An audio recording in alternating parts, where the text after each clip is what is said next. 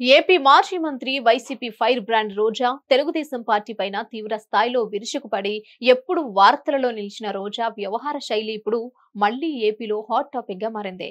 సామాన్యులపై రోజా చిన్న చూపును వ్యక్తం చేసే ఒక వీడియో ప్రస్తుతం సోషల్ మీడియాలో వైరల్ గా మారడంతో నెటిజన్స్ ఆమెపై దుమ్మెత్తిపోస్తున్నారు. అసలింతకీ ఏం జరిగింది?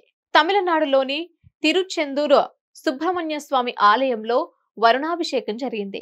ఈ అభిషేకానికి తన భర్త అయిన సెల్వమణితో కలిసి హాజరైన మాజీ మంత్రి రోజా స్వామివారిని దర్శించుకున్నారు.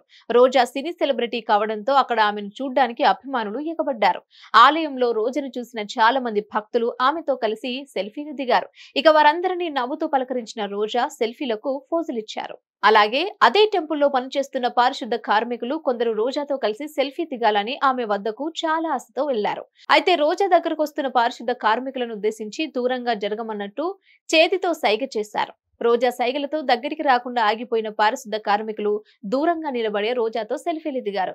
రోజా వ్యవహరించిన తీరుపై ట్రోల్స్, మిగతా వారందరితో దగ్గరగా సెల్ఫీలకు ఫోజులిచ్చిన రోజా పారిశుద్ధ కార్మికులను దూరం పెట్టడం పైన పెద్ద ఎత్తున విమర్శలు వ్యక్తమవుతున్నాయి.